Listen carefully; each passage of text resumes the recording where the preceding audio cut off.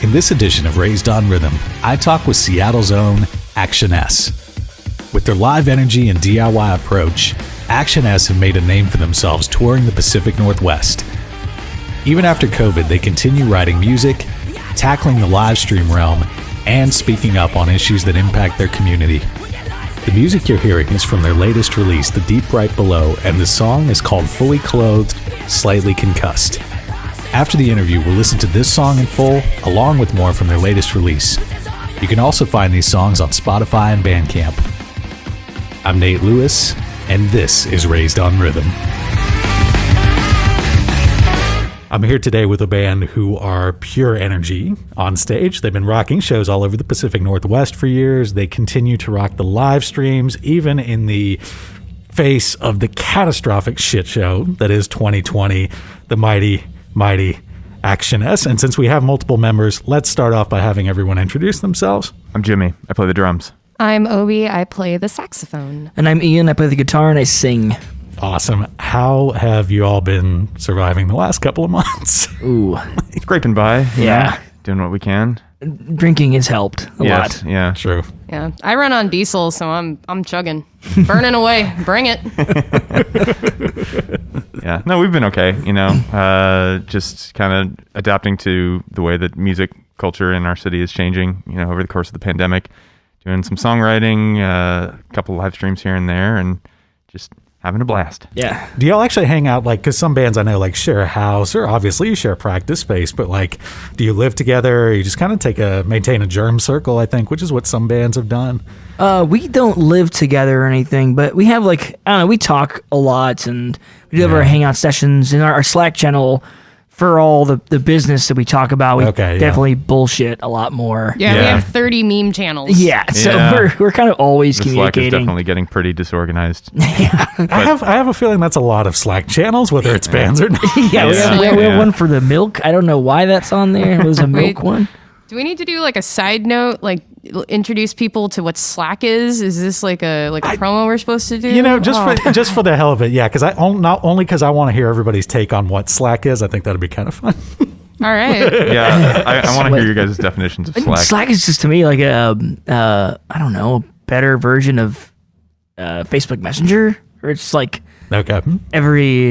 you have channels for every single topic you want to talk about, and you try to stay on that topic when you're talking in that channel. It definitely is a better version of Facebook Messenger in our case, because that's what we were using before Slack. And that's terrible. And then as soon as we switched over to Slack, it was this instantaneous relief of, oh dear God, yes, we can finally, read about something that's important without having to scroll up for about 25 minutes to find the important thing that one of us has written. Yeah, totally. Yeah. No, it's the better version of Facebook Messenger that's also for some reason a pinball table, and all the pinballs are loose at the same time, and you're talking to your friends and hitting all the buttons, but more memes just keep appearing when you're trying to figure out what we're doing for practice. Or it's like a long hallway with a bunch of doors that lead to different rooms, and so at any given time, we're just running down this hallway and poking our heads into different rooms to shout something about the upcoming show, or being like, oh, here's a meme over here. Or, oh, what time is practice? Totally. My only complaint about Slack is, I sleep in a lot later than most of my bandmates who get up much earlier than I do.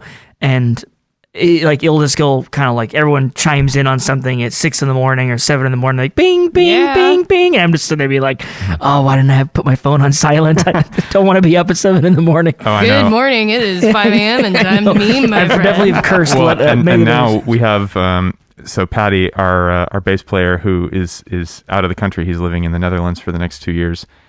He gets up, at an 8-9 hour difference from us, and so it'll be the middle of the night, and he's catching up on a full day's worth of our Slack and responding to everything. And it's 4 a.m, and so I'm up and I'm hearing my phone just going fucking crazy, and I pick it up and I'm like, I already know what this is, and I'm already mad about it, but I need to look anyway.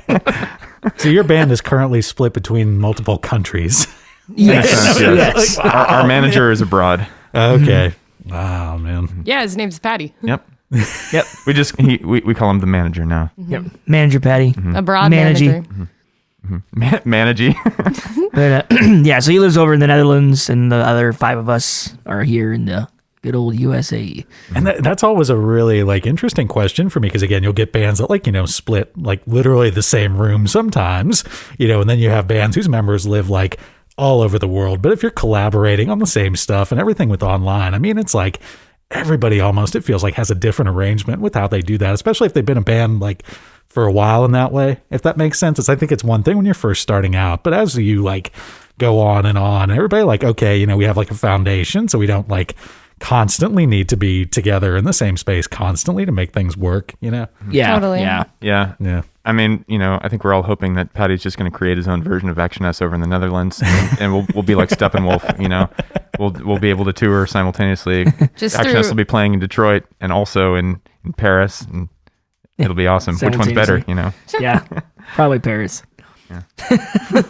Oh man. Did y'all ever have a chance to get abroad? Because I know you've the gigging history on your site.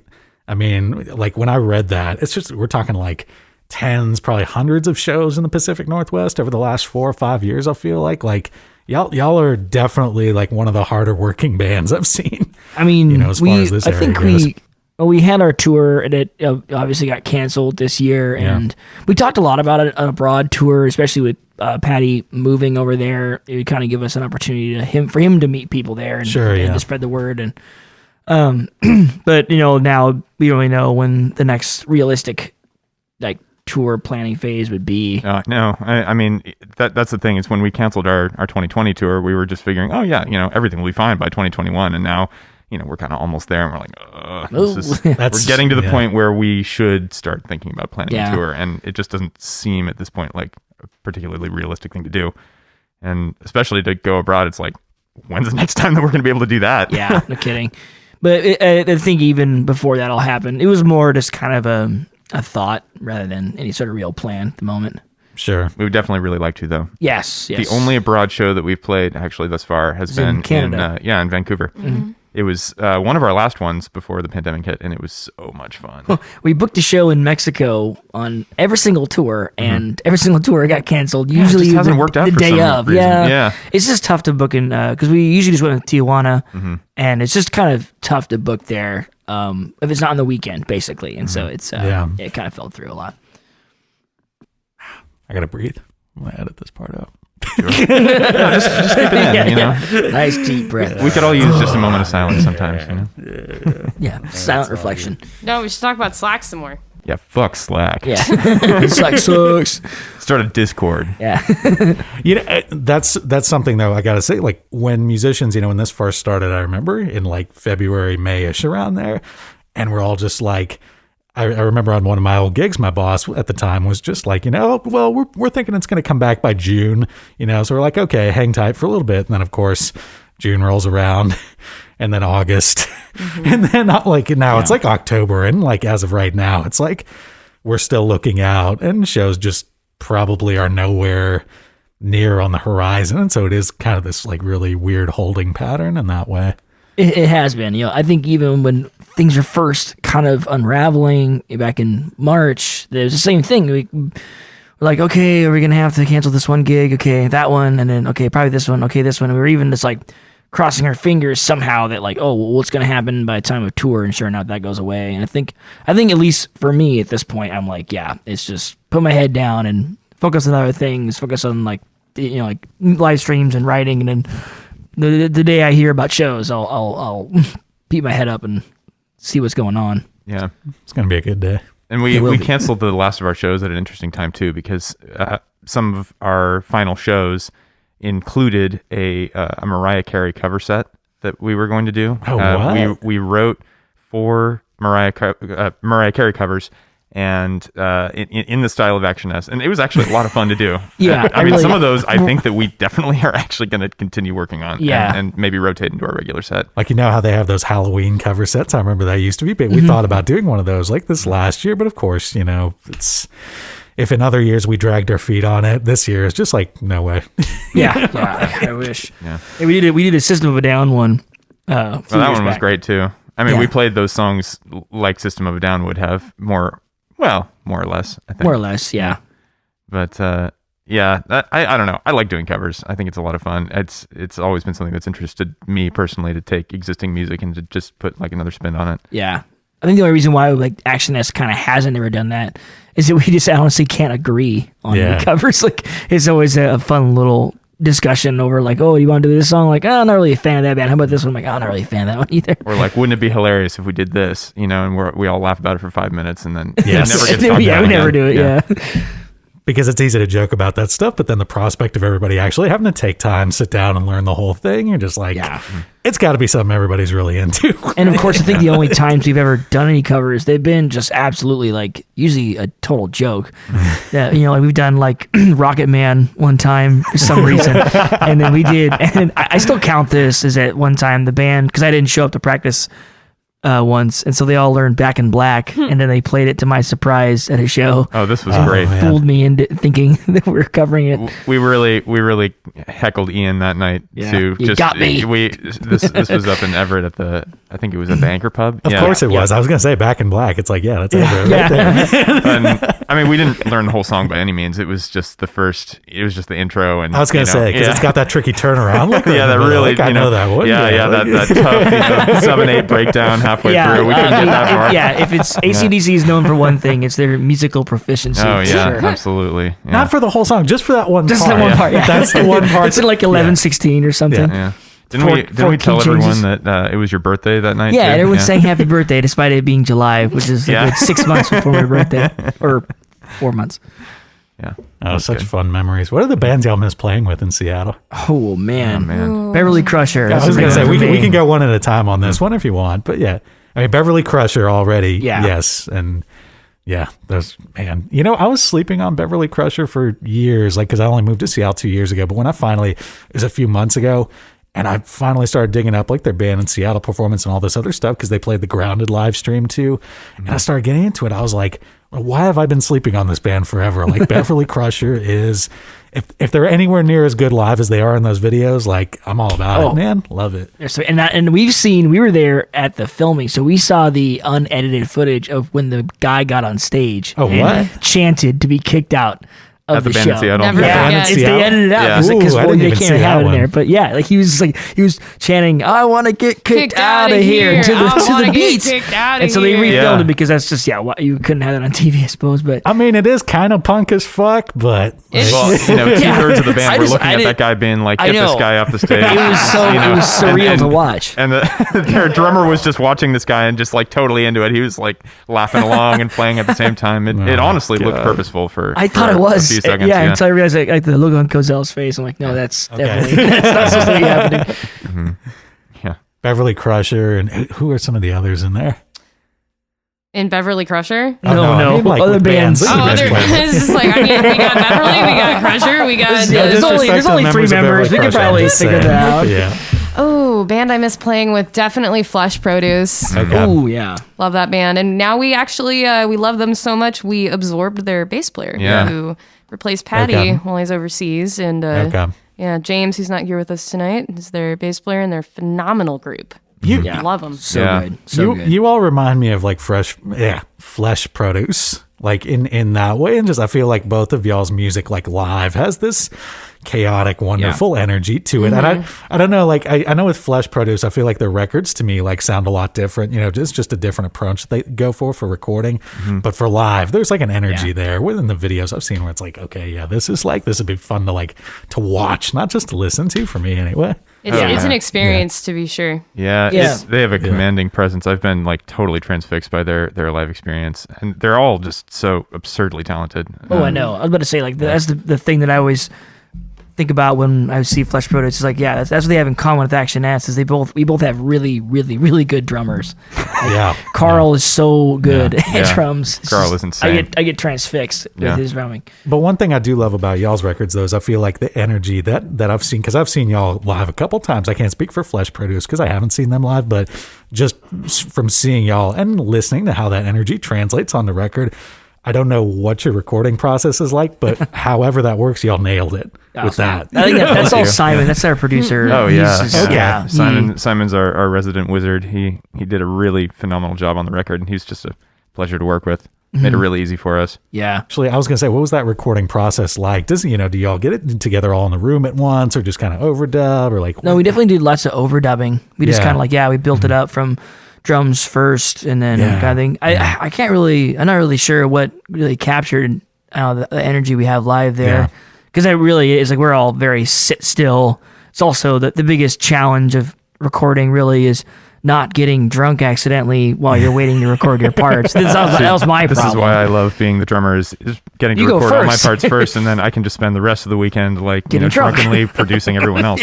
And I think that is another thing that, and I don't know how different this is from all the other musicians that produce music, but it's different from any other group that I've been in personally, and that's that when we record, when we produce our albums, every one of us is really actively involved in the process. I mean, when there's somebody in the booth doing their parts, there's at least two of us sitting, behind the microphone at the producer's table being like, do it again. Yeah, but I say that's the phrase that could sum up the recording process is, that was great.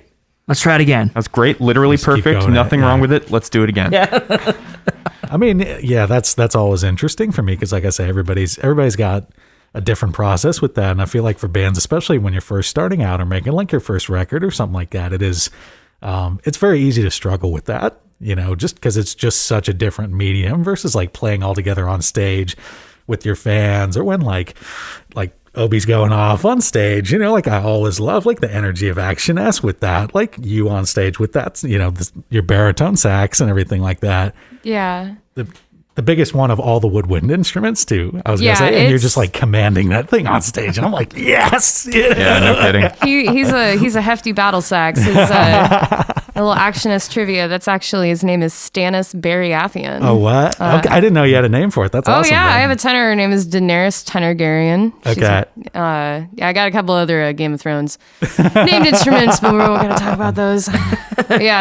He's a absolute beautiful saxophone. He's like my pride and joy, my literal child, and he goes everywhere with me. And before every show, I always tell him, buddy, I've gotten you this far. Just trust me, because I put him in some pretty harrowing situations. Do one more. Just one more. But that's always something that I've loved about y'all's live show in that way and stuff, where it's like I can take certain records and I can send somebody a record and be like, oh, check that out. That's really cool on a record. But to actually like to see a band where it's like, I don't care if you've heard the record, come out and see them live. Because it's like, that's what's really awesome to me about Actionesse in that way. Yeah, thanks. No, we have a lot of fun. And, playing together live in any situation is always a very cooperative experience. We have to feed off of each other's energy. We have to be watching where we are positionally, making sure that we're listening to everybody so that if somebody fucks up, we can cover if we need to, all of that. I mean, and I've always found really that in tune with each other on stage. Incredibly easy to do with these people. It's just like one of those things. They say, don't get into a long-term commitment with someone unless you travel with them. And that's that's like our traveling together. And we've also traveled all together too. Yeah. So exactly. We figured out that it just kind of works out. I was going to say, because it's got to be like what, 100, 200, 300 plus shows y'all have played now as a band, at least, I feel. Something like that. Oh God, I don't know actually. Yeah, I don't know. sure. And for me, it's actually been less because I just joined the band like last year. So yeah, I want to say we probably are nearing 200, maybe around there. Yeah, because I remember when Patty talked about over the 100th show, or no, I thought he said the 100th show was the one we were gonna play. His last show was like the one that we had playing at the Tractor. Is that really only 100? It feels like a lot more. I don't know. Yeah. I'm the worst with this.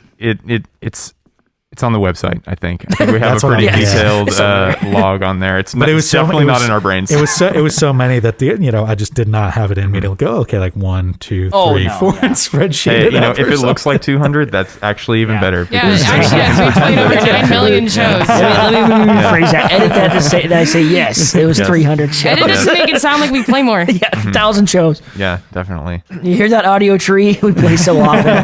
Put us on. I got to step my research game up. My bad, y'all. Hey, you're better than we are. Yeah, no kidding. We should know this. Yeah, we definitely should. What are the venues y'all miss the most? I like the Sunset. I'm a big fan of the Sunset. And 4, 5, 6, 7 interviews now. Not even the first one that they think of. It's always the Sunset Tavern. Yeah, like Seattle. That is. Like man, Sunset. What about you guys? That's a good one. I really miss the Nectar. Yeah. Nectar and High Dive is a good combo. Yeah. Like, Crocodile. Oh yeah, Crocodile. I feel like we've always had good experiences at the Crocodile. Yeah, we just like, have a good they're just relationship so with freaking the nice staff to us. there. Yeah. Yeah, they really just great. know, how to they just treat know how to people. treat a band. Yeah, they just know how to treat True. a band. Honestly, pretty much all of them at this point. Yeah. Give me a cardboard box on the side of the road. You got electricity, I'll play there. Yeah. Bada bing, bada boom. Right sunset on the side of it. We're good to go. Oh, you did start busking as a band like years ago. I remember, right? Somewhat, I guess. To some degree, yeah. Yeah, in a way. So the band that we used to be, which kind of became Actionesse, me and the trombone player and the drummer, who was Patty. He never went busking with us, if I remember correctly, but me and the trombone player used to go busking all the time at Bellingham. Okay. Yeah. And so I guess that's how kind of Joel and I became, good friends, because we used to do that to get beer, basically.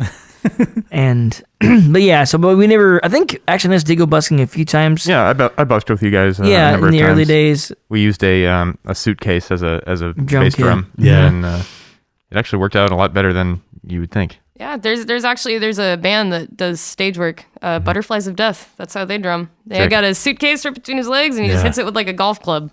Yeah, it's kind of perfect. Yeah. If you mic that up on stage, you'd be surprised how effective that can be. Yeah. It's got a thunk on it. Yeah, that old band. Exactly, We actually our first demo. We used the suitcase kit and we just tossed the whatever it's called the Shure Beta 57 the kick drum mic. We Beta put it 52, in yeah, Beta one of 52. those, Yeah, we yeah, just put yeah. it inside there and just like ran the cord outside of the case itself. Oh, that's amazing. It'll work. Busking teaches you a lot from my experience too about just like handling people for hours on end, just playing Yeah. music and but in a very kind of no pressure environment, so it is a way to kind of like get comfortable just again being around different people, being around all kinds of different people too. Like I always felt like it's one thing to play like a lot of shows over and over to like the same crowd, even if it's in different cities, but busking, you really get like a very interesting cross section, of people walking by depending on where you do it at. Oh, Yeah. absolutely. Yeah. I mean, there's so much less pressure because no one's really paying attention to you. Yeah. Not directly. Yeah, I feel like that's kind of where I would say I learned the value of performance. Yeah. Especially Yeah. in relation to, I guess you consider talent. I kind of think that's the two things that really draw someone in when they're walking by the street. You're someone that's just very, very good at something, or someone's very entertaining to watch do it, and ultimately the latter is easier to do. So I think I defaulted on that. So it's kind of the first time I experienced, like, I'm just going to, instead of being really good at guitar, I'm just going to jump around a lot more when I play guitar. And then they won't pay attention to whatever it is that I'm playing. Yes, then they'll like me, but they'll never know that I'm bad at my instruments. It's a solid strategy. Yeah, seriously. It's any way, get in where you fit in, however you can start and just go for it and do it, Yeah. But coming from those early performances to like your most recent performance, y'all did the Grounded live stream for Big Building the other week. How was that experience at the Central with all them? Oh, so much fun. Yeah, that was great. Yeah. Just a lot of fun, like just running into people. It was good even just to be around other musicians. I haven't seen any of them really in so long. So it was nice to talk to people. Yeah. And yeah, it was just that one. I don't know. That one felt a little bit more like we had gotten our sea legs a little bit. I think with the Nectar one and then another one we did. Well, we kind of filmed one down in Tacoma. I kind of felt like we were still figuring out how to essentially perform to no one. Yeah. And so I think this one we were much more prepared, and it like I think it'll show, or it did show if you saw Well, it. it felt more like a show. Yeah. Yeah. There were, more people there than just the people that were directly involved with recording the show, just like a few others, the other band that was there. And they bought us all pizza, which was also a nice perk. Yeah. And, there was a lot of really high quality lighting and, it just felt good, I do want to get into that in more depth because for y'all, again, as a band who have played, again, tens, hundreds of live shows in front of people or with people around, whether it was busking or even to crowds of hundreds and things like that, coming from that to an environment where you're on a stage technically, but there's nobody, there's no crowd. and people that are there almost aren't even sure whether or not to clap, Yeah. even if you do really, really well, because they're just, a lot of times it'll be like tech, or just a few tech folks and stuff like that, and that's it.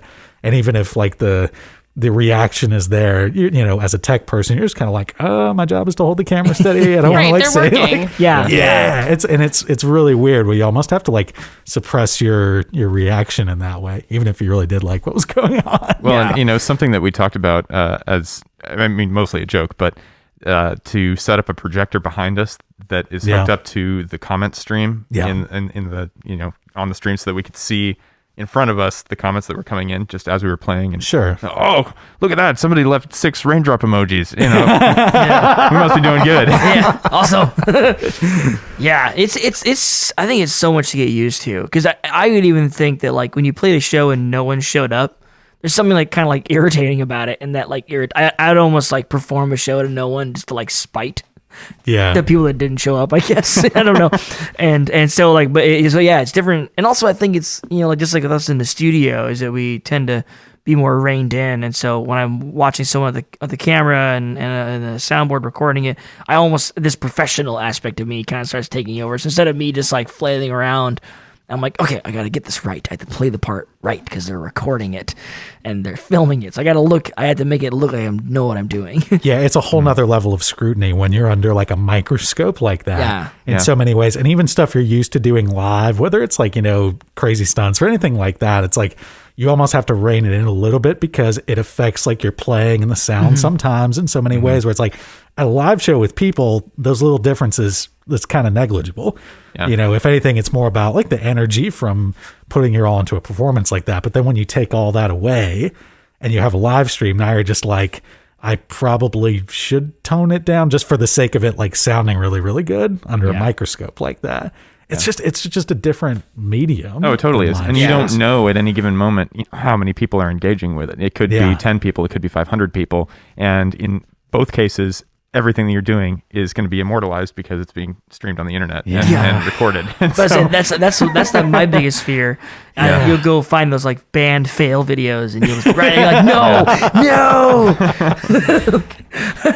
I am the joke I thought I was. That is like, that always has been like a weird question though for me, is that were live shows, like genuine live shows with actual people there, ever really meant to be immortalized in that way? Because like I can go back and find old footage of like even my favorite bands from when they were playing like their first early shows, like, and even bands like, the Smashing Pumpkins or Nirvana or anything like that.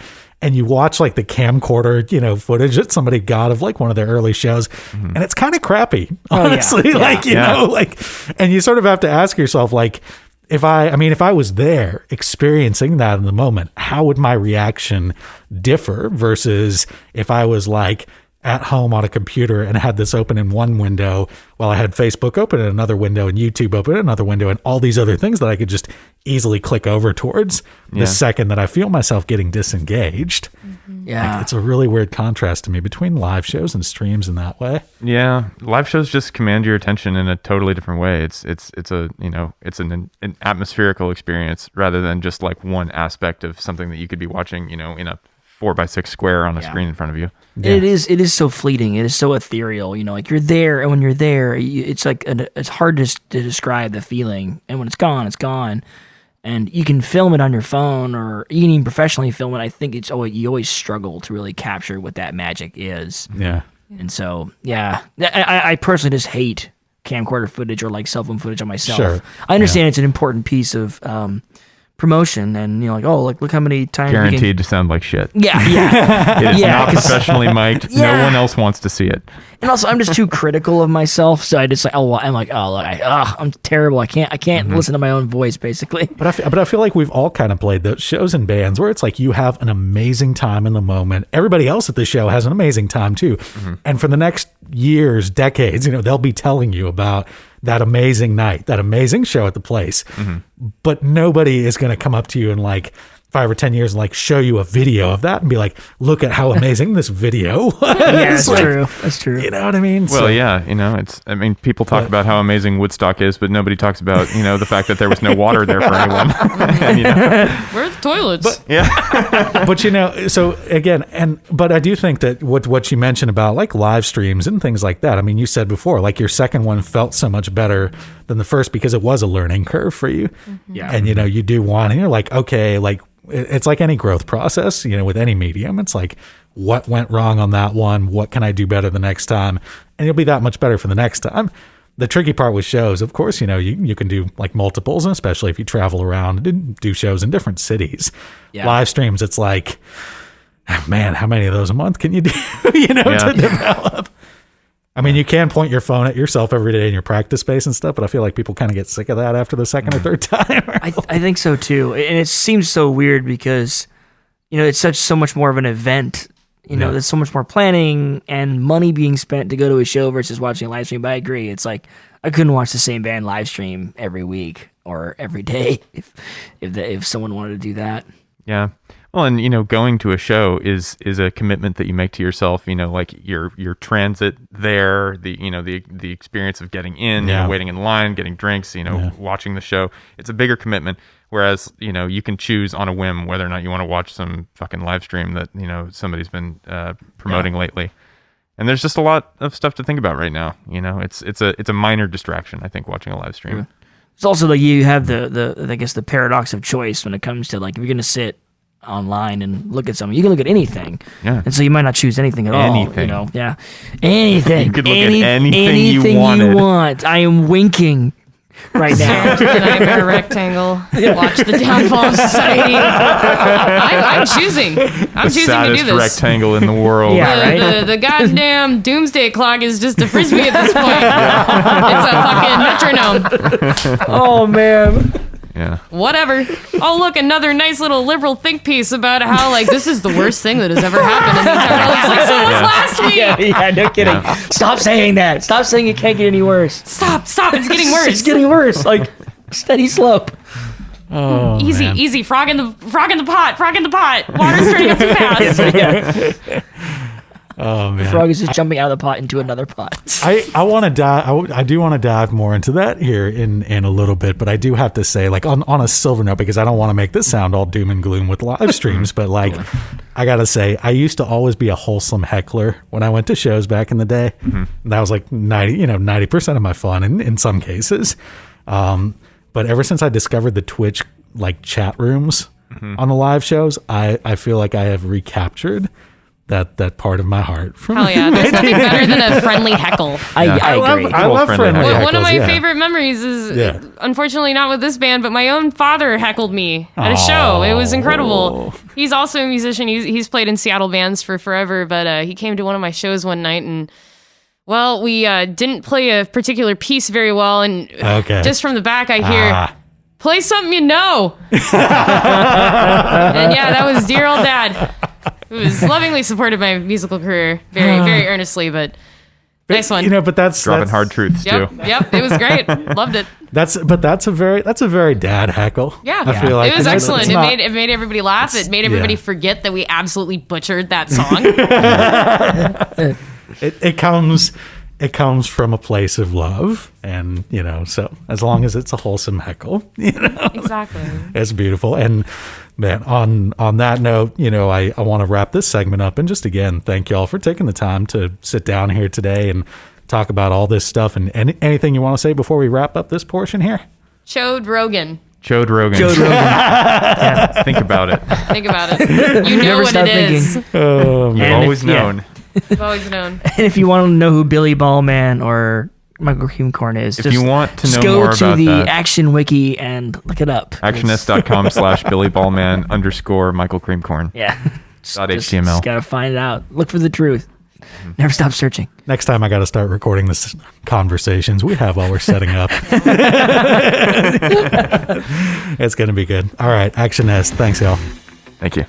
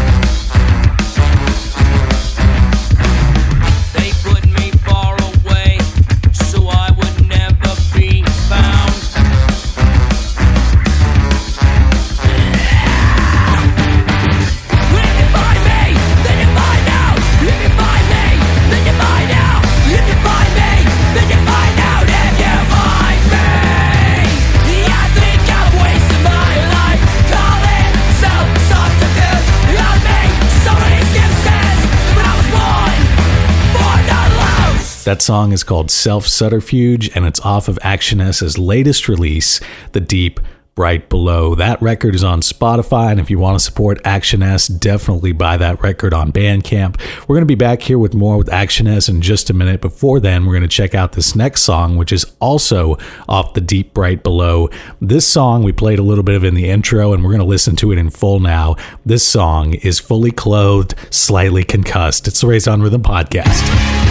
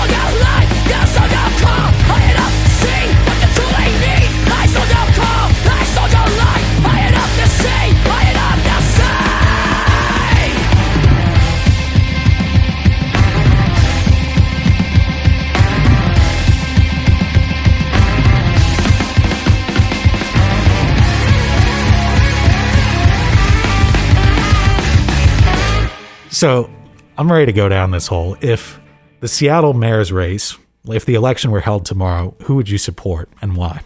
I personally don't believe in mayors, so Okay, sure.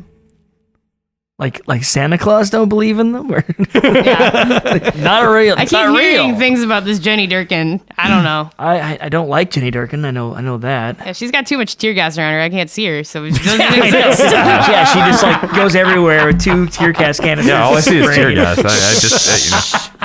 I just assumed the tear gas She's like was the the mayor. scarecrow. Oh man, I mean, and that is always like, it's a question that gets asked sometimes of bands where it's like, how do you walk that line between, you know, being just entertainers, professional or otherwise, or just musicians, and actually speaking out for, you know, I think even politics feels a little bit different, but sometimes you're just speaking out for like basic human rights, and you kind of have to ask yourself, like, why is that? Is that really politics? You Why? know? Yeah. Why is that controversial? Yeah. I know. I don't think it should be. You know, I think a lot of artists should engage in that to the point of where it's no longer is your band, is your art political. I think just it all should be. It all should be saying something about the state of the world and the state of where you live and your communities. Having a basic sense of empathy shouldn't be politicized. No. Yeah. And I mean, like I feel like sometimes like we take that a little bit for granted, just living in Seattle, just, you know, because of the nature of, or even like the nature of the communities that are around us, not even Seattle, because there's different political views in this city as well.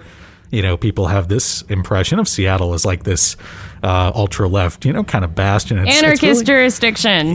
yeah, that sort of stuff. But it's really not. I mean, if you look at like the politics of this city, I mean, you know, you have communities, you know, my experience, communities like, you know, the Central District and, you know, some areas in the south of Seattle. And then you have, we'll just say maybe like more well-to-do, you know, areas. And there's just this like very, just kind of power dynamic, I don't know if a struggle is the right word for it, but just between those two areas and how that applies to local politics.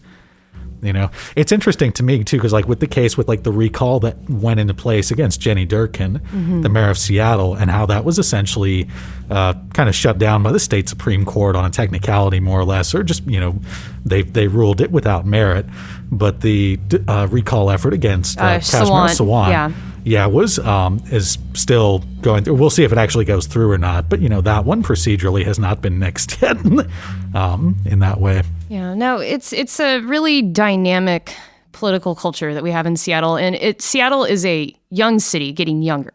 Like we have so many people moving here just every day, which it's great. Move to Seattle, but it used to be so much more blue collar and working class. Like I'm a Seattleite who came from that, and seeing how things have changed, just talking to my parents and their friends, and how much more radical it used to be, and just because of how expensive it has become for various reasons. Like I'm not blaming any big giant Jeff Bezos-y companies or anything, or yay old Starbucks, which shout out to them, but it's a little different now, and people who are complacent are much less likely to complain, and there used to be a lot more people who complained. And that's a dynamic I feel like I've seen in a way where it's like a lot of the people who were priced out of the city, it's a catch-22, because the people who would be in a position to voice dissent, and complaints over that are essentially the ones getting priced out of the city that and then end up having to move to other cities. So it's like any voice against that is kind of being pushed out before they even have a chance to really speak up or make something of a difference. I mean, naturally, I always root for the people that stick around as best they can. Obviously, not everybody's has the kind of privilege to be in that position. But yeah, it's a tricky problem to address in that way. Yeah, agreed. And you were from here originally. You grew. What part of Seattle did you grow up in? So I was born in First Hill, and then I lived in West Seattle, and then Skyway Renton area for a little bit, and then unfortunately for me, we moved out to about an hour and a half from here. But I pretty much spent like every weekend in Seattle. We were in a lot. My dad was still playing in some bands, going to them to like. Just basically like my family members who lived here. So I spent a lot of time here from like 10 to 18, and then I moved back the moment I could.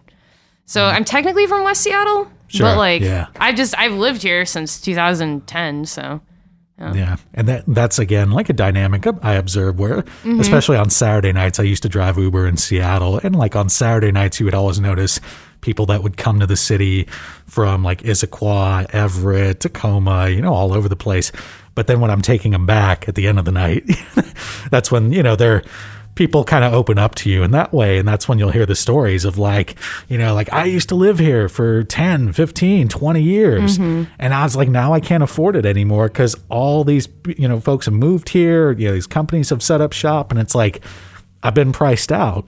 And it's weird because looking at it from the outside, it's very difficult to understand the dynamics of what's been going on there if you're not familiar with the history of the city and what's happened to all these people. Yeah. And again, if all these people like aren't around or no longer have residency in the city to vote in City of Seattle elections, it's tempting to think that the problem just solved itself, even though it really didn't. Yeah, sometimes it feels like, most of the vocal representation that we get from within Seattle proper is just the left-leaning, kind of centrists who can afford to live here. It doesn't feel like the true representation of the people that are in the greater Seattle area, because that's really what it is now. It's the outlying areas coming together that makes up the total community. And this is a fundamental problem, not just in Seattle, but in general, where you have like the people over here, the money kind of over here in a different area. And it's like, if you are like an aspiring politician or somebody like that, it's like you have to raise money, you have to campaign and things like that. So your temptation is to go over with, like I say, the donor class or the political class and things like that, rather than actually seeking out people that live in the city, like everyday people. I think the one statistic I saw was that only about 5% of Americans like actually contribute to political campaigns. And it's like, contributing to political campaigns costs money. Yeah. That's like disposable income that for most people, like if you're already kind of like living on the margins, it's like you really have to think about that donation, even if it's just like a couple bucks. And honestly, unfortunately, the things that candidates that truly usually do speak for the people, the thing that they need the most of is time. They need your volunteering effort. They need you to phone bank. They need you to help build websites and Canvas. They need you to do concrete things like that. But when you're, like you said, living on the margins of society, your time is your money. Yeah. Your money is your time. Yeah. You can't go spend 3 hours like doing some work for Bernie Sanders because like that's $45. You need that. Bus money. If you're a retiree, maybe, or something like that. I mean, and that's part of the problem there. I remember when I was reading even through the voter pamphlet that came out, recently here in the election, and they ask everybody like what's their community service or what they've done for that. And I'm thinking like I get the nature of that question. You want to like see if somebody's like tried to take some time to care about the community, not just chasing dollars and stuff like that. But if you really think about that question, like what does that mean for someone who is has grievances and has ideas for how to improve people's lives, but they're already working 3 jobs, just to make their basic ends meet. And so then when it comes to this passage, on the candidate form, they're like community service. Well, like I wish I had time for that. Yeah, it may not be the time to view that as a top qualifying criteria. The amount of community service that somebody's done. Yeah, or just to at least like take it with a grain of salt and be aware of that. And that way, I mean, it's one thing to ask of community service from somebody who's already rich.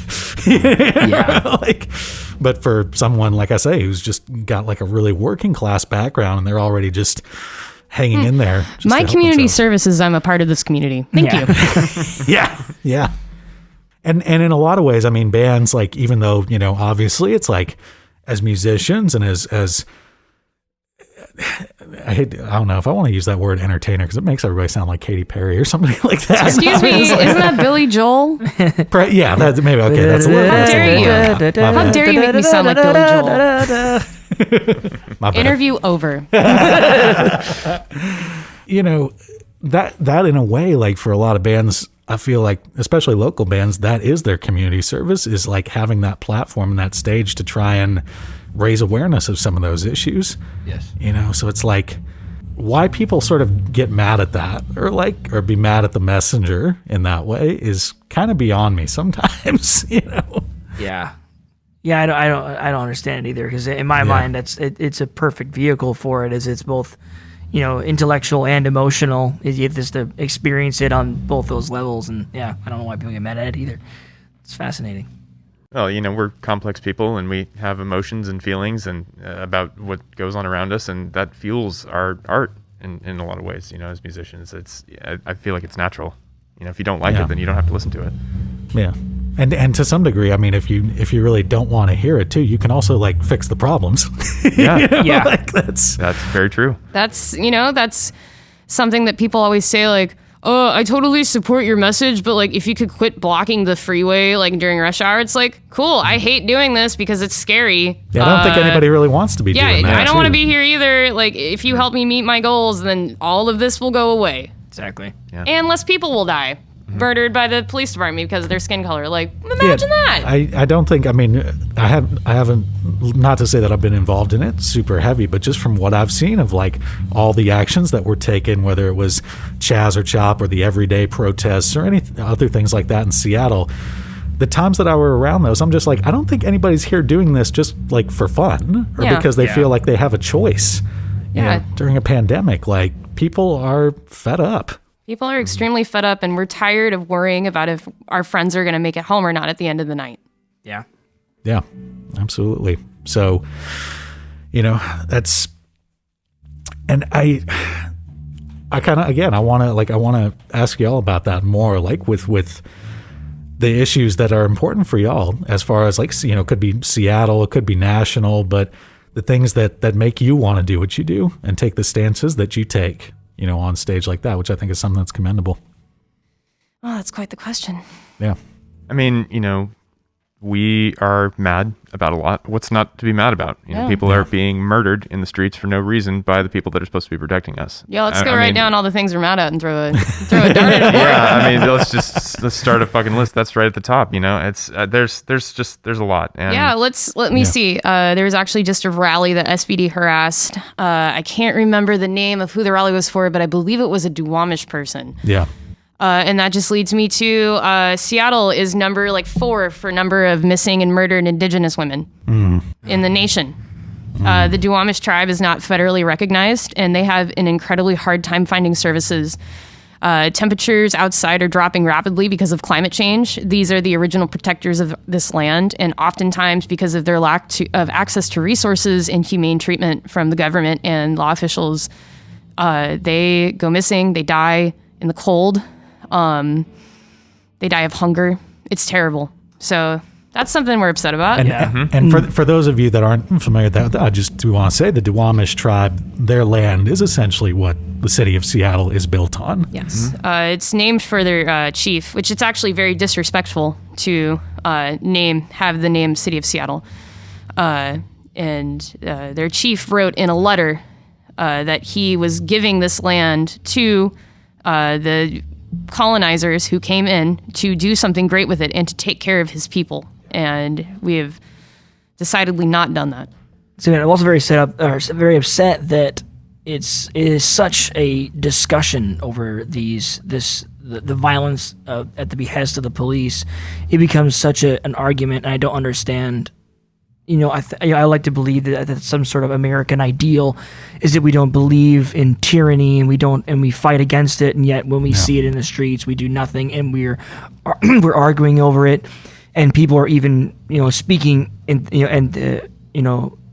defense of the police and average citizens, and I don't understand how it can come to this, and I find that's very upsetting. That's something that always boggled my mind too, because if you read the actual Declaration of Independence and the grievances that were expressed in that document, and then you read just even the Fifth Amendment of the Constitution with the right to due process and all these things like that, the documents that America was essentially founded on, the Declaration of Independence in many ways reads like a grievances of the protesters in Seattle, governments that have stopped representing the people or never represented them to begin with, and people having the right to take back that control and impose self-governance or whatever other system they feel is necessary. And that was essentially the foundation of America.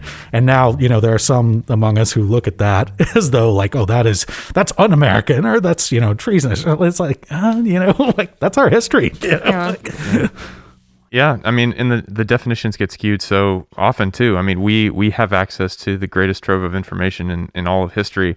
But the people that are the largest presences on this treasure trove of information, these large companies actively want to separate us, and it comes under the guise of providing us with content that we want to view. Yeah. But it isolates us. It sections us off into groups because we only see what we want to see. We only see the world that we want to believe exists, and so it's like you just get wildly different information wherever you go, no matter what. And it's like nobody talks to each other the same way that they used to. Yeah. Because we are more valuable to publicly traded social media companies when we're angry, when we're divided, when we're not listening to each other, or really, when we're at each other's throats. And each person within these individualized groups is more concerned with continuing to fit in with that group than they are with even maintaining any sort of semblance of a moral compass.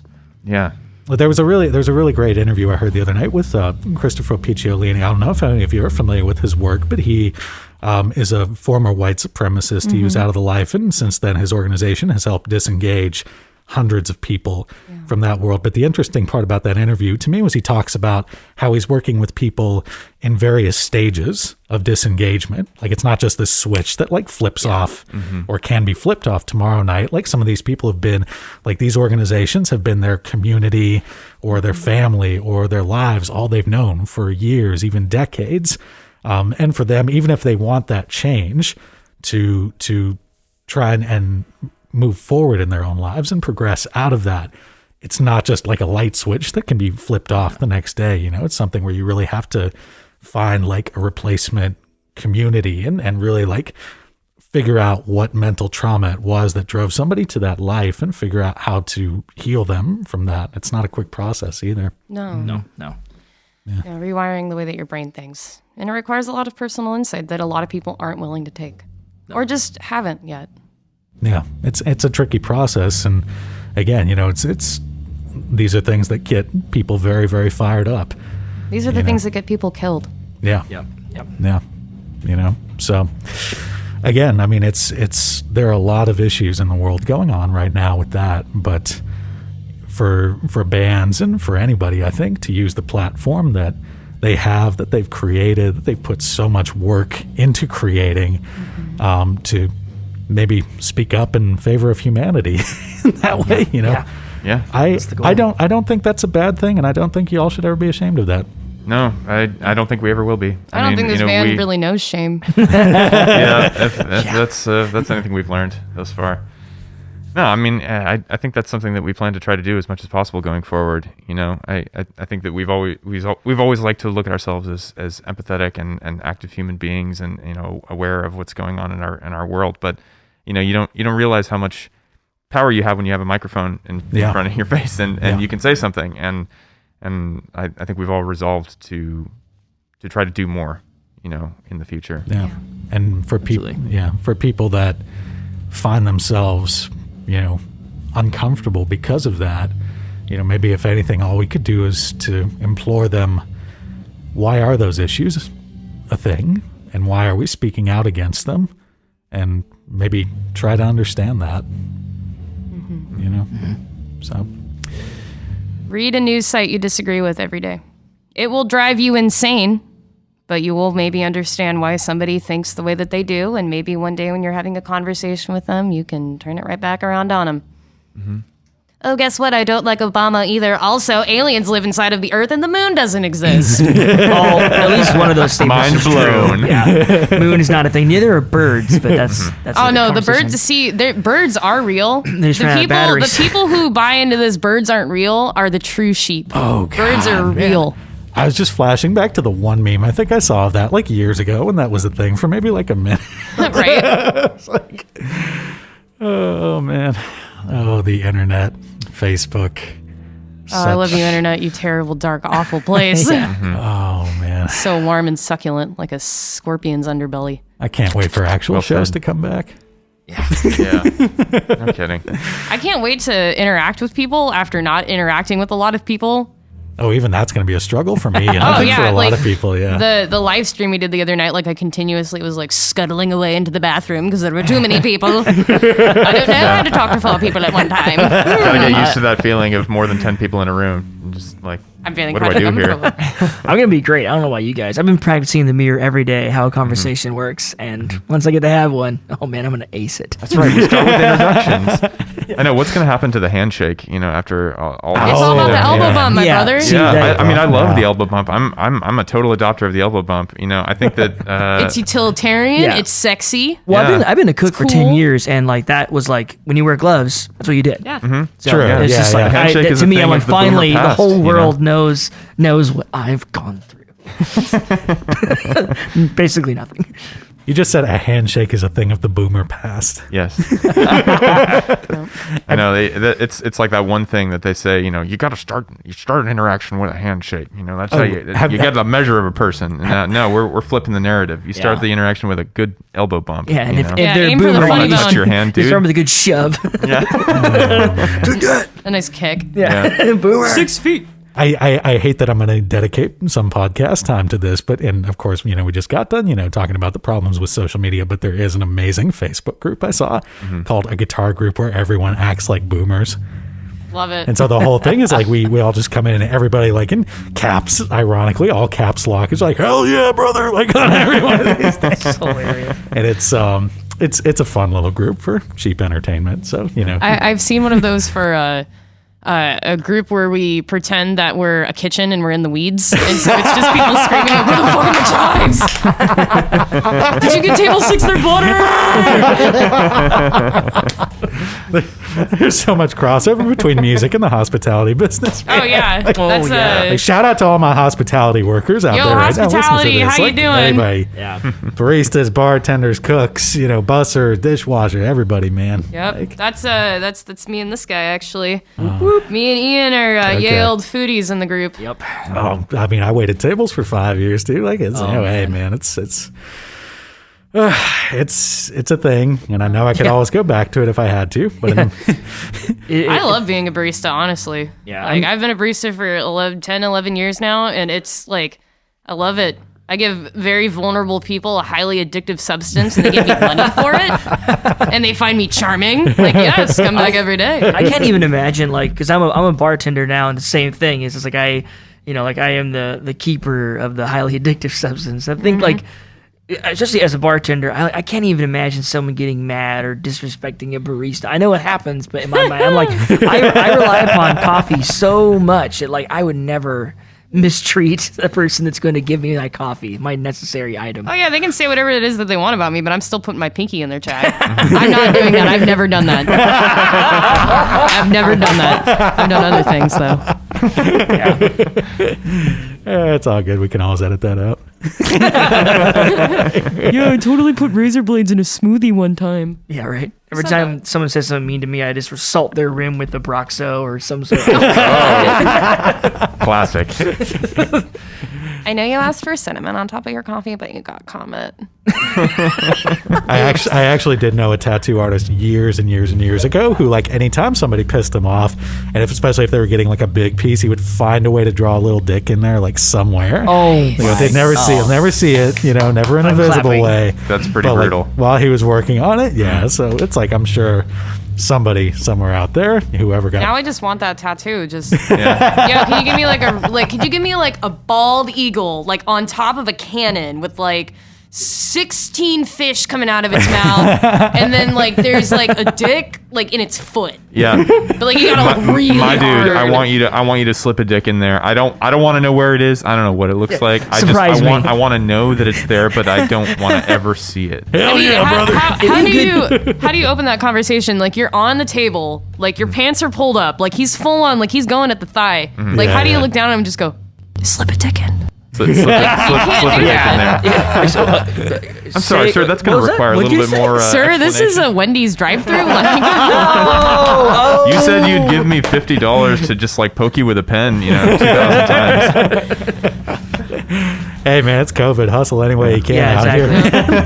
I think this is a shout out to Wendy's. Start giving tattoos or offering tattoos. God. Wendy's, please sponsor us. yeah, Wendy's. Wendy's, come on. Give us free I will money or write- free burgers or something. I will write an entire album about the Baconator if you sponsor us. Your square patties make my nipples so hard every day. Wendy's, your Twitter is so funny. It is that's actually true though. Wendy's, I don't know who would win in a humor off, but you and Denny's are like neck and neck for like social Ooh, media yeah. greats. Yeah. Maybe I should be Wendy from Wendy's for Halloween since I already have red hair.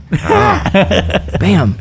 You're halfway there, baby. Can you just get like a bag and then just carry around cheeseburgers in it? They're gonna be from Dick's. Oh, perfect. That'd be the best. you you gotta want a be Wendy's hamburger? Okay. Just don't do anything to your hair, but like, put it into 2 pigtails, just like straight up like that. And carry around a couple Dick's bags.